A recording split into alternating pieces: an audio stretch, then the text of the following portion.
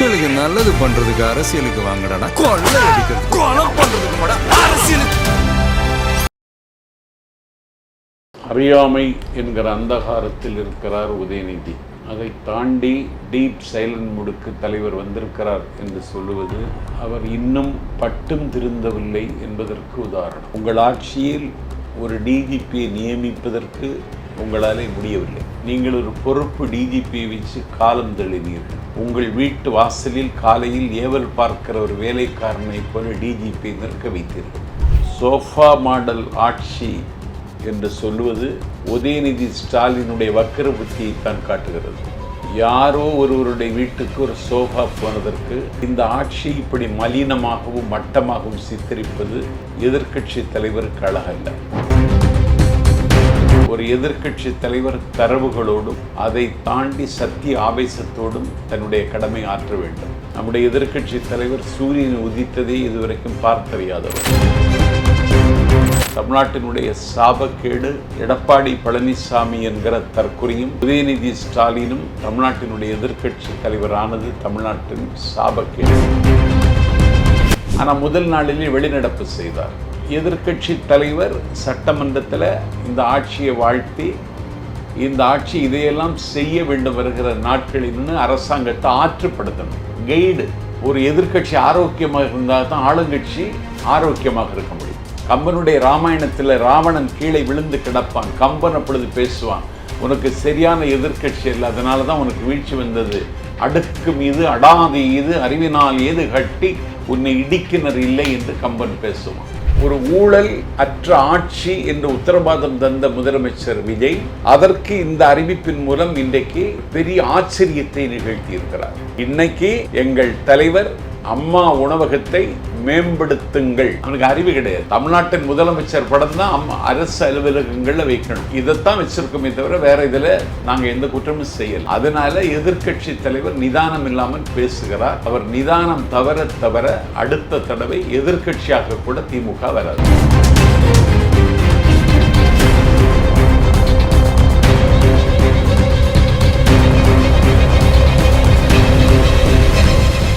Real one உறவுகளே, நடுநிலையோடு பொறுப்புடன் செய்திகளை வழங்கி பல லட்சக்கணக்கான மக்களின் நம்பிக்கையை பெற்ற நமது சேனலின் வளர்ச்சிக்கு உங்கள் ஆதரவு தேவை. இந்த ஊடக பயணம் தொடர்ந்து வலுப்பெற திரையில் தெரியும் QR கோட் ஸ்கேன் செய்தோ அல்லது டிஸ்கிரிப்ஷனில் உள்ள வங்கி விவரங்கள் மூலம் உங்களால் முடிந்த அளவு சப்போர்ட் செய்யுங்கள். உங்கள் ஒவ்வொரு ஆதரவும் நமது குரலை இன்னும் பல லட்சம் பேரிடம் கொண்டு செல்ல உதவும். ரியல் ஒன் நேயர்களுக்கு வணக்கம். இன்று நம்மளுடைய நேர்காணலுக்கு தாவேகாவின் கேம்பெயின் செக்ரட்டரியான திரு நாஞ்சில் சம்பத் அவர்கள் இணைஞ்சிருக்காங்க. சார் வணக்கம். வணக்கம். எப்படி இருக்கீங்க? நல்லா இருக்கேன். ஓகே, இப்போ தொடர்ச்சியாக ஆட்சிக்கு 20 நாள் கிட்ட ஆயிடுச்சு. இந்த 20 நாட்களாக ஒரு 6 மாதம் டைம் கொடுப்போம் அப்படிங்கிற மாதிரி ஒரு சில விஷயங்கள்லாம் சொல்லியிருந்தாங்க. பட் இப்போ வந்துகிட்டு இருக்கக்கூடிய விமர்சனங்கள்லாம் வச்சு பார்க்கும்போது அந்த டைம்லாம் கிடையாது, அந்த வெயிட்டிங்லாம் கிடையாது, ஃபைட்டிங் தான் அப்படிங்கிற மாதிரியான ரேஞ்சுக்கு போயிட்டுருக்கு. இப்போ உதயநிதி எதிர்க்கட்சி தலைவர் உதயநிதி அவர்கள் என்ன சொல்லியிருக்காங்க அப்படின்னா, சட்டம் ஒழுங்கு பற்றி பிரச்சார நேரத்தில் பேப்பராக வச்சு பேசிட்டு வந்தவர் தற்பொழுது முதலமைச்சர் ஆனதுக்கப்புறம் சைலண்ட் மூடுக்கு போயிட்டாரு. அதுவும் டீப் சைலண்ட் மூடுக்கு போயிட்டாரு.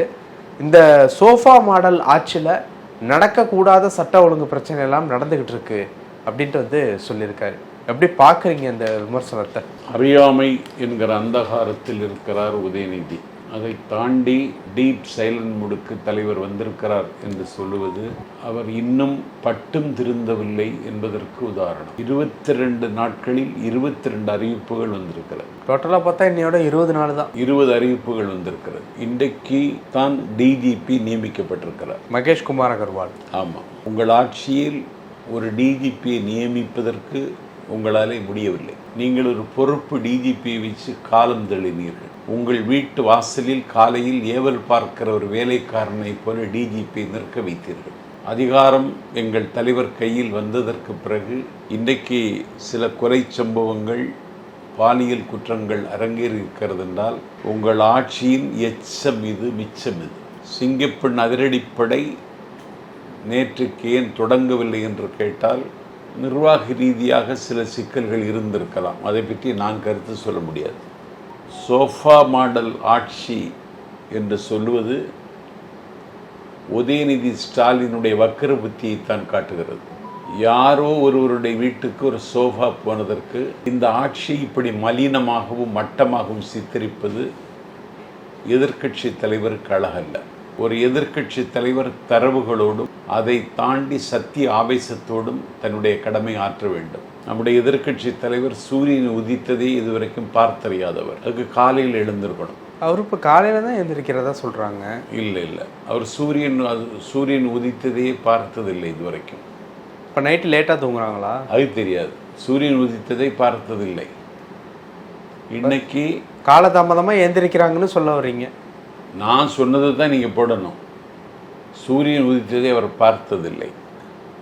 ஒரு எதிர்க்கட்சி தலைவருக்கு எவ்வளவு பெரிய பொறுப்பு இருக்கவே அவை இன்னும் உணரவில்லை, உள்வாங்கிக் கொள்ளவில்லை. தமிழ்நாட்டினுடைய சாபக்கேடு எடப்பாடி பழனிசாமி என்கிற தற்குறியும் உதயநிதி ஸ்டாலினும் தமிழ்நாட்டினுடைய எதிர்க்கட்சி தலைவரானது தமிழ்நாட்டின் சாபக்கேடு. அறிஞர் அண்ணா முதலமைச்சராக இருந்தார். கோவை கம்பன் என்று பேசப்படுகிற கருத்திருமன் எதிர்க்கட்சி தலைவராக இருந்தார். வன்மருங்குல் வாழ் அரக்கர் நெருக்க அங்கிருந்தார். வன்மருங்குல் வாழறக்கர் நெருக்க அங்கிருந்தார். கண் மருங்கு எழுந்து என்றும் ஓர் துளிவரக் காணா நன்மருந்து போல் நலன் நர உணங்கிய நங்கை மென் மருங்குல் போல் வேரோளாங்கும் மெனிந்தாள் என்று அசோகவனத்தில் சிறை வைக்கப்பட்ட சீத்தையினுடைய நிலைமையை சித்தரித்து சுந்தரகாண்டத்தில் வருகிற ஒரு பாட்டை சொல்லி 3 மணி நேரம் பேசுகிற ஆற்றல் பெற்றவர்.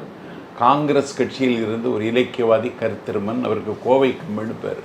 கன்னியாகுமரி மாவட்டத்தை தாய் தமிழகத்தோடு சேர்ப்பதற்கு மார்ஷல் நேசமணியோடு கைகோர்த்து களமாடி கன்னியாகுமரி மாவட்டத்தை தாய் தமிழகத்தோடு சேர்க்கிற வெற்றி பெற்ற பொன்னப்ப நாடார் தமிழ்நாட்டின் எதிர்க்கட்சி தலைவர். மக்கள் திலகம் எம்ஜிஆர் இந்த மண்ணில் எதிர்க்கட்சி தலைவர். நீல வானத்தில் சிரிக்கிற நிலவை நெற்றி போட்டாக்குகிற ஆற்றலின் ஊற்று அம்மா அவர்கள் எதிர்க்கட்சி தலைவர். தலைவர் கலைஞர் இன்னைக்கு அவருடைய பேரன். அதான் தலைவர் Kalaignar. The presence of mind. அவருக்கு நிகரானவர்கள் இந்தியாவில் இல்லை. அவர் தமிழ்நாட்டின் எதிர்க்கட்சி தலைவர். ஆணாக பிறந்த தமிழனை என்று நான் ஆராதிக்கிற பேராசிரியர் தமிழ்நாட்டின் எதிர்க்கட்சி தலைவர். அப்போதெல்லாம் சபையாக இருந்தது. இன்றைக்கு எதிர்க்கட்சி தலைவர் நம்பிக்கை வாக்கெடுப்பில் பேசுகிற அன்றைக்கே தூங்கி வழிந்தார் சட்டமன்றத்துக்குள்ள. அதுக்கும் அதுதான் காரணமா லேட்டாக எழுந்திரிச்சது? அதைத்தான் சொல்கிறேன். தூங்கி வழிந்தார்.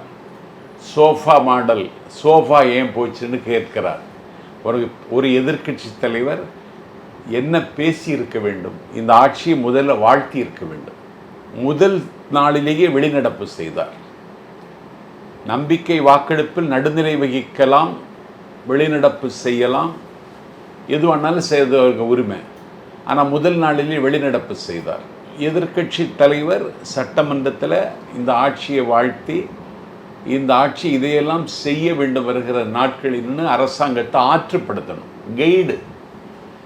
ஒரு எதிர்க்கட்சி ஆரோக்கியமாக இருந்தால் தான் ஆளுங்கட்சி ஆரோக்கியமாக இருக்க முடியும். கம்பனுடைய ராமாயணத்தில் ராவணன் கீழே விழுந்து கிடப்பான். கம்பன் அப்பொழுது பேசுவான், உனக்கு சரியான எதிர்க்கட்சி இல்லை, அதனால தான் உனக்கு வீழ்ச்சி வந்தது.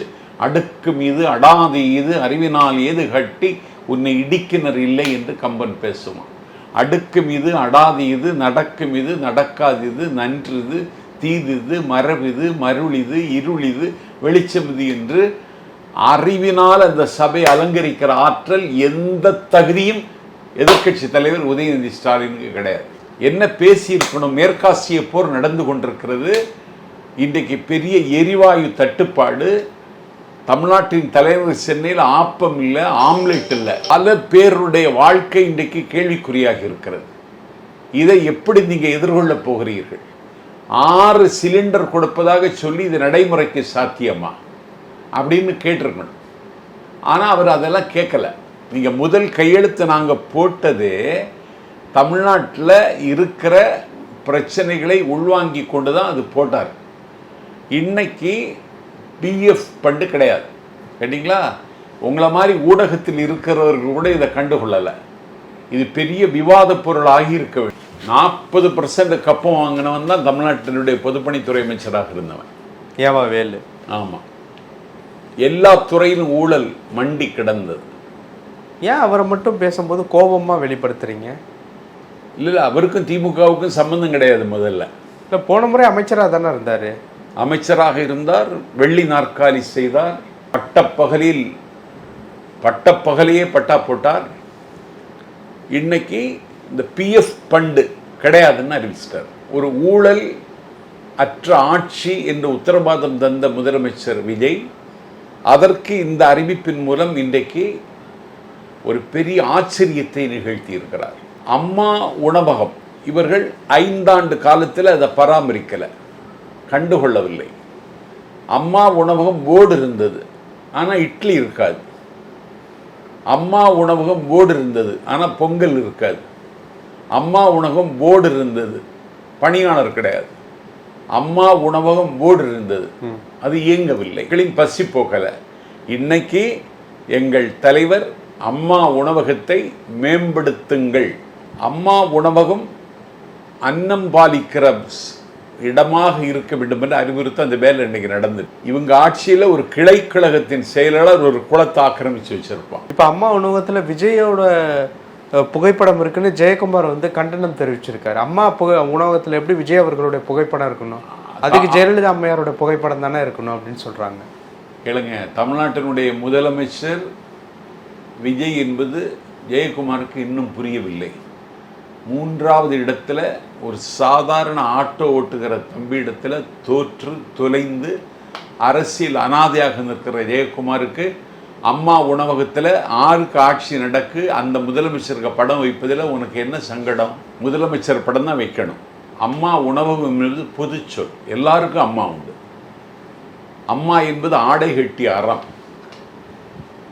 அம்மா என்று சொல்லக்கூடியவள் ஆராதிக்கப்பட வேண்டிய தெய்வம்.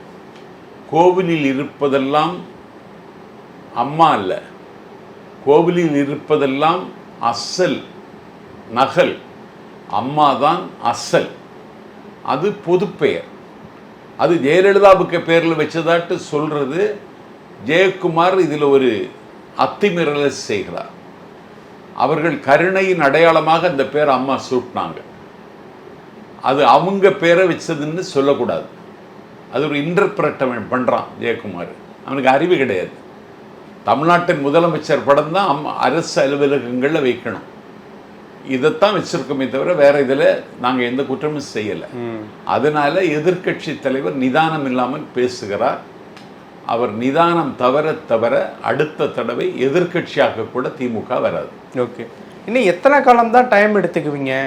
ஏன்னா நீங்கள் கற்றுக்கிட்டு இருக்கிற வரைக்கும் இந்த சட்ட ஒழுங்கு அப்படிங்கிற விஷயம் சீர்கெட்டு போகணுமா அப்படிங்கிற மாதிரியான விஷயங்கள்லாம் வந்து கேட்குறாரு. அதானே சொன்னேன், உங்கள் ஆட்சியினுடைய மிச்சம், உங்கள் ஆட்சியினுடைய எச்சம், அதை சரி செய்திடுவார் தலைவர். ஓகே, இப்போ இருக்கக்கூடிய ஒரு சுச்சுவேஷனுக்கு எதிர்கட்சிகள் அந்த 6 மாதம் டைமே கொடுக்காம தொடர்ச்சியாக கேள்வி கேட்டுக்கிட்டு இருக்கிறது அப்படிங்கிறத எப்படி பார்க்குறீங்க? இல்லை, பொதுவாக கலைஞர் வந்து எம்ஜிஆர் ஜெயலலிதா முதலமைச்சரானது 6 மாதம் வாளாக இருப்பேன், அதற்கு பிறகு வாளாக மாறுவேன்னு சொன்னார். இவங்க அடுத்த நாளே வாழ தூக்குறாங்க. அது வாள் இல்லை என்பது போக போக தெரியும். பல விஷயங்கள் பேசியிருக்கோம். நன்றி சார். நன்றி.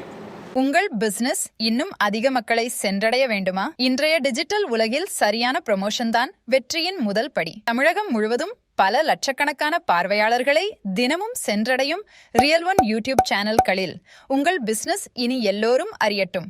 குறைந்த செலவில் அதிக ரீச். உங்கள் பிராண்டுக்கு நம்பிக்கையும் வளர்ச்சியும் சேர்க்க இன்றே எங்களை தொடர்பு கொள்ளுங்கள். 928 00 8714